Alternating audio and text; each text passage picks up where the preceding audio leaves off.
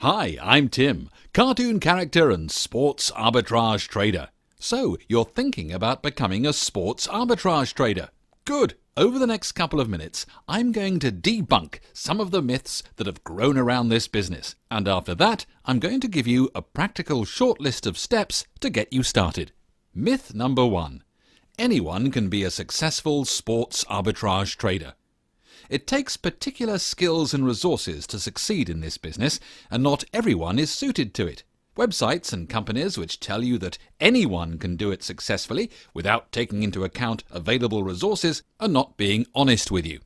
Some of the things you need are easy to get, and you've probably already got some of them. For example, a decent computer and a high-speed internet connection. You'll also need professional trading software and the time to use it. Of course, you also need your startup capital to trade with. I'll come back to trading capital a little later on, as it's an important subject on its own. However, there are also some fairly important personal attributes you'll need to succeed. For example, you'll need to be patient enough to train yourself over 4 to 6 weeks without making much profit. The best way for you to pick up essential skills is to place at least 100 arbitrage trades with very small stakes. This way you can gain a great deal of experience without the potential for any emotional and financial damage from the mistakes you make. You'll also need to be willing to accept that you will make mistakes early on, and you should be ready to learn from them. We all bodge up trades from time to time, but it happens most often at the start, when you're inexperienced, excited and nervous.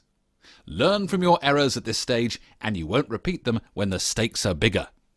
Of course, you also need to be comfortable working with numbers and many different websites.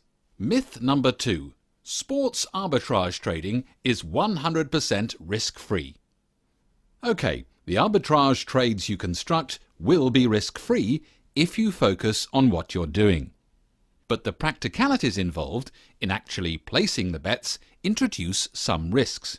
The good news is that you can work to eliminate these risks by taking certain precautions and paying attention to specific issues. I suppose you can compare this to driving. Remember your first few lessons when you were first getting to grips with the gears, mirrors, pedals and steering? It probably seemed overwhelming at first, but after some practice it started to become second nature. Once you know what you are doing, as long as you're careful, you should be safe. Keeping with the driving analogy, even if you go at high speeds, you can do it safely. But if you ever take your eyes off the road, there's a good chance you'll have an accident.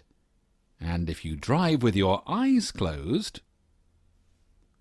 The types of risks that can appear when you're trading are bookmaker rules differences, bookmaker errors, human errors. I'll talk more about these risks later, and I'll show you how to avoid them. Myth number 3. Sports arbitrage trading will make you millions. This goes hand in hand with the myth of perpetual compounding of profits, and it's often used by hard sell companies who just want to part you from your cash. The basic idea is this.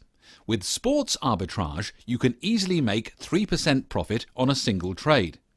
Therefore, if you continue to reinvest that profit, along with your original capital, into future trades, the miracle of compounding will take over and make you rich. Unfortunately, it doesn't work that way. Although you can certainly reinvest your profits in future trades, you can't invest all of your capital in every trade you make. And you can't invest all of your capital every single day, because some of it will be tied up in bets that haven't yet settled. A realistic target, if you're trading actively, is to turn your entire funds over about once a week. In other words, you're looking at average profits of about 8 to 12% over a month. So, now you've got a more realistic idea of what's possible with sports arbitrage, let's have a look at how you can get started with as little fuss as possible. 1. Research. You're doing that now. Learn what it is you're getting yourself into. 2. Preparation. Set up your bookmaker accounts, get your bank, credit card and online wallets set up. 3. Practice. Get a free trial of some arbitrage software and start putting on lots of trades with very small stakes. 4. Profit. Once you're confident, increase your stakes and start making money.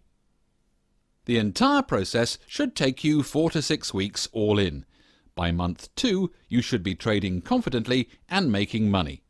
When you get to that stage, and you know what you're doing, you should be able to execute any trade within about 90 seconds. You'll decide when you want to trade, you'll go to your computer, you'll fire up your software and choose the trades that suit you. You could spend an hour doing this, and by the end you may have placed 10 or 15 or more trades, and you may have made as much as £300. Sounds easy, doesn't it? Well, it is, but only if you first put the work in to train yourself and build a solid foundation on which to base your efficient trading processes. The next time I see you, I'll show you the steps necessary to get yourself started on the road to becoming a profitable sports arbitrage trader.